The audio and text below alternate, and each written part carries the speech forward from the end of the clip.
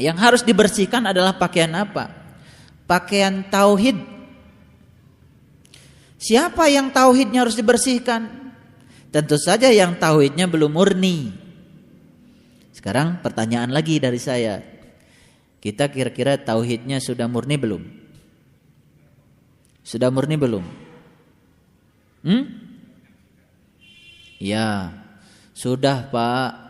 Karena saya setiap sholat sering baca Allahu Ahad, Allahu Somad, Lam Yalid Walam Yulad. Padahal ada kata-kata awalnya kul. Awas itu. Ada kul dulu di situ. Katakanlah Allahu Ahad. Kita tuh baru boleh mengatakan Allah Ahad kalau kita sudah mengalami ahad bersama Allah. Jangan sekedar mengatakan. Makanya kalau sudah menyelami Quran surat Al-Ikhlas, lama-kelamaan juga kita gak berani lagi baca Al-Ikhlas. Selama ini kan berani banget baca Al-Ikhlas. Padahal perintahnya kul Allahu Ahad. Kan sama saja dengan kita menyuruh anak kita. Coba nak ceritakan, tadi pelajaran apa di sekolah? Di sekolah pelajarannya PPKN. Dia kan cerita PPKN. Ini orang tuanya nyuruh cerita matematika, padahal dia tidak belajar matematika. Betul nggak? Allah tidak pernah nyuruh kita mengatakan Allahu Ahad sepanjang kita belum mengalami ahadnya bersama Allah. Allah tidak menyuruh kita mengatakan Allahu Somad sebelum kita bergantung hanya kepada Allah saja. Bayangkan betapa nekatnya kita, belum mengahad dengan Allah sudah bilang Allahu Ahad. Padahal kata Allah kul Allahu Ahad. Loh, kata Allah, kok kamu berani ngatain? Kamu belum ahad bersama aku. Yang kedua, Allahu Somad. Allah tempat aku bergantung. Kata Allah, kapan kamu bergantung pada saya? Selama ini gantungan-gantunganmu bukan aku. Tempat kamu bergantung banyak. Banyak? Banyak atau sedikit? Biasanya susah kalau nggak dikasih contoh. Enggak Pak, saya tidak bergantung pada apa-apa. Ayo, suka khawatir nggak kalau uang kita berkurang? Saya nggak bergantung pada uang Pak. Sekarang kata Allah uangnya diambil. Khawatir nggak? Khawatir. Sedih nggak? Sedih. Bergantung pada jabatan yang diambil. Sedih nggak? Sedih. Jadi tempat bergantung kita banyak, tapi kita berani bilang Allahu Somad. Sudah murni nggak tauhid kita kira-kira? Belum. Wah, ternyata Pak, kumaha Pak, tos ngaos Sakitul Lami di Miskatul Anwar, geningan tauhidna masih kotor kene, cacak ngaji masih kotor, komo mun teu ngaji. Jangan nyalahkan saya. Ya kan? Ngaji saja kayak gitu keadaannya, gimana kalau nggak ngaji? Betul nggak? Jadi masih beruntung, ya. Pak, aduh, saya tuh udah ngaji tapi suka ngomongin orang saja. Ngaji aja masih ngomongin orang, gimana nggak ngaji? Terusin ngajinya, ya. Terusin, lumayan, ya. Mungkin ngomongin orangnya kemarin sehari 10, sekarang sehari tinggal 9, itu kan udah berkurang 1. Itu kemajuan. Ya, jadi yang harus kita bersihkan pertama pakaian iman, pakaian Islam. Pakaian iman adalah pakaian keterbukaan. Ya, iman itu kan al-iman tasdikun bil qalbi wa ikrarun bil lisan wal amalun bil arkan.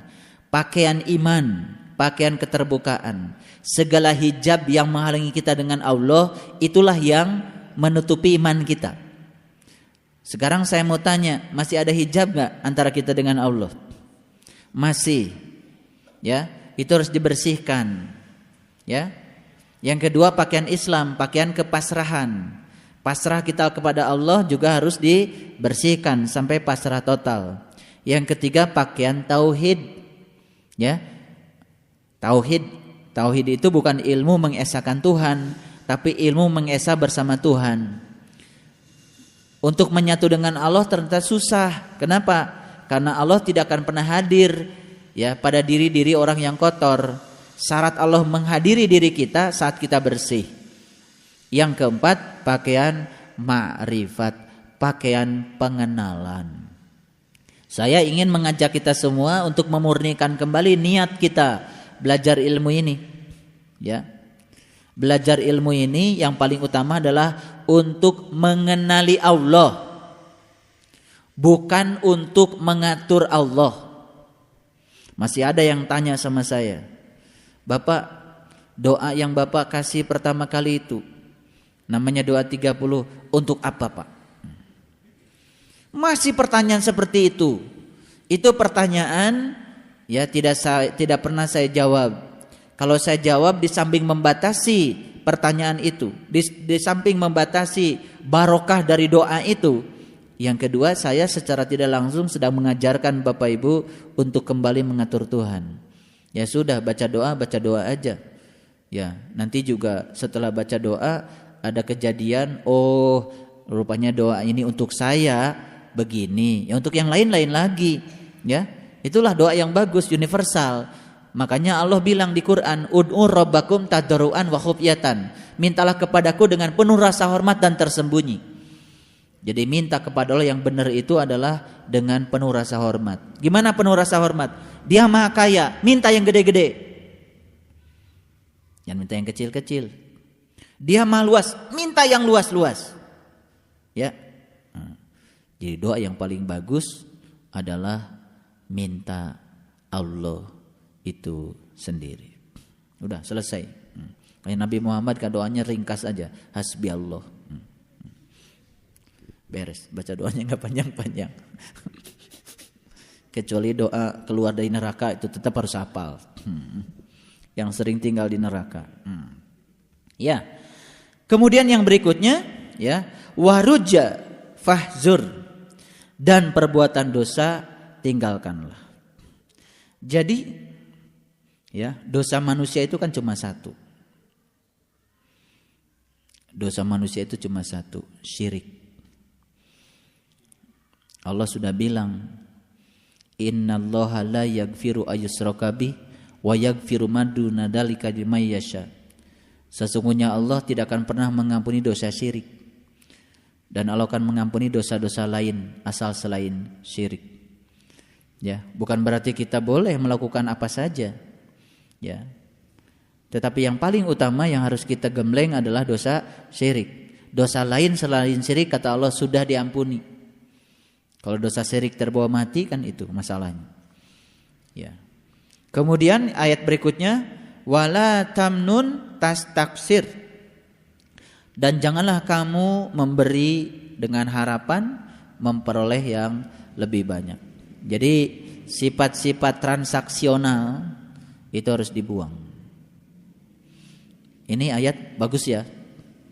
Karena selama ini kan kalau kita melakukan sesuatu pasti selalu ada harapan untuk mendapatkan sesuatu. Jadi sekarang lakukan sesuatu tanpa harapan. Kosong. Jadi jangan pernah kita memberikan sesuatu dengan harapan memperoleh sesuatu, apalagi dengan harapan memperoleh yang lebih banyak. Ya. Ini sifat buruk yang ada pada diri setiap manusia yang harus dibuang. Saya kira sedikit sekali orang yang mau melakukan sesuatu tanpa ada harapan. Padahal Allah sudah mengatakan kalau kamu mau melakukan sesuatu, maka kamu harus membebaskan diri dari keinginan untuk mendapatkan apa saja, apalagi keinginan untuk mendapatkan yang lebih banyak. Karena apa? Kalau kita melakukan sesuatu dengan harapan memperoleh sesuatu, apalagi yang lebih banyak, ketika sesuatu tidak kita peroleh, pasti kita akan menghentikan kebiasaan baik kita. Nah, kalau orang yang sudah terbebas dari itu, dia berbuat saja. Dia melakukan saja. Dia sholat tahajud, ya tahajud saja. Dia duha, ya duha saja. Ya, dia istiqomah, ya istiqomah saja. Dia wirid agung, ya wirid agung saja. Ya. Karena kan sudah ada hukum alamnya. Setiap kita melakukan kebaikan pasti akan ada hukum sebab akibatnya tanpa kita harus merekayasanya. Kemudian yang ketujuh, ya, wali rabbika fasbir, dan untuk Tuhanmu bersabarlah. Ini untuk Tuhanmu bersabarlah. Jadi dikembalikan lagi kepada tadi, kita ini kan ada di sini untuk Allah, bukan untuk kita, karena kita dicipta, ya. Kenapa orang bikin HP? Karena si pembuatnya punya keinginan terhadap fungsi dari HP ini. Oke? Ketika HP ini difungsikan sesuai dengan yang menciptakannya, si penciptanya itu pasti senang. Setiap tombol-tombolnya digunakan sebagaimana adanya. Senang pasti. Makanya sebelum kita pakai ini HP, baca dulu manual tentang penggunaan HP. Kalau manualnya dibaca, semua fitur-fitur yang ada di sini bisa difungsikan. Luar biasa. Jadi ini ciptaan Tuhan ini, tubuh kita, di dalamnya banyak fitur-fitur yang luar biasa. Dan itu sudah dituliskan di manualnya. Manualnya adalah ini, Al-Quran. Nah, ada lagi manual yang lebih hebat dan luar biasa di dalam. Makanya seringlah kita baca.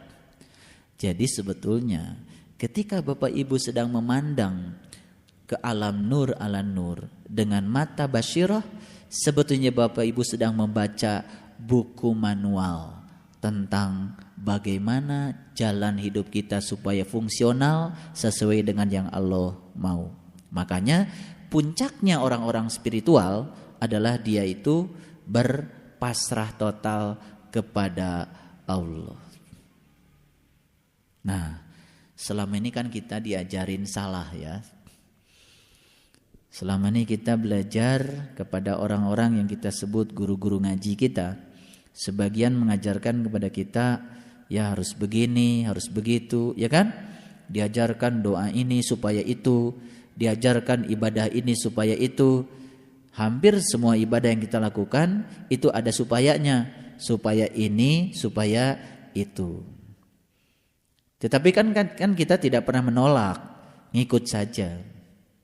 Nah, sekarang kita ubah, ya kita melakukan sesuatu seperti yang Allah katakan, wa ahsin kama ahsanallahu ilaika, berbuat baiklah kamu sebagaimana aku berbuat baik kepadamu. Allah berbuat baik kepada kita sedikit pun tidak pernah mengharapkan kita. Nah, perbuatan baik yang akan menjadi amalan baik adalah saat kita melakukannya persis seperti Allah saat melakukannya kepada kita. Nah, bayangkan Bapak Ibu, kalau seluruh bumi ini sudah dihuni oleh orang-orang yang sabar. Dan sabar sudah menjadi perhiasan setiap bumi kecil ini. Makanya sekejap bumi besar ini akan menjadi tanah suci. Ayo kita bareng sama-sama menjadikan bumi besar ini sebagai tanah suci. Tidak ada lagi percekcokan, tidak ada lagi pertikaian, tidak ada lagi kata-kata kotor, tidak ada lagi fitnah, tidak ada lagi orang yang menghakimi orang lain. Bayangkan. Inilah visi besarnya spiritual, inilah visi besarnya agama. Terlalu kecil kalau tanah suci itu hanya Mekah dan Madinah. Kasihan mereka-mereka yang tidak punya ongkos. Kita sekarang harus punya visi yang besar dalam kehidupan ini.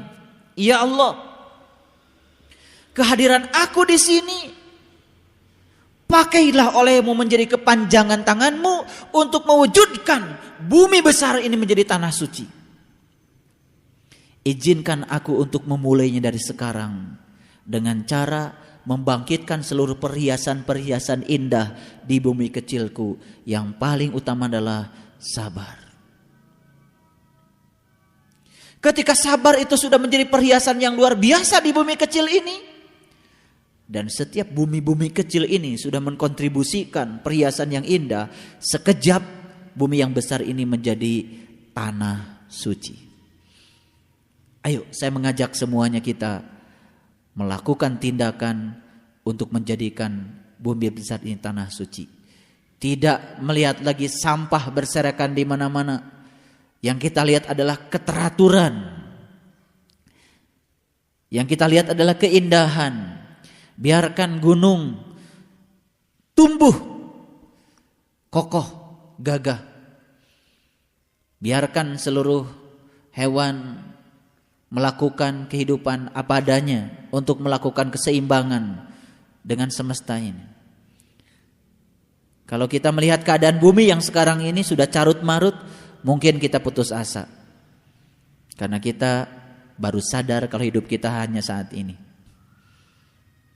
Tetapi kalau kita sadar bahwa kita akan terus hidup, hanya berganti baju saja, kita akan memiliki visi yang lebih besar, menjadikan bumi besar ini sebagai tanah suci.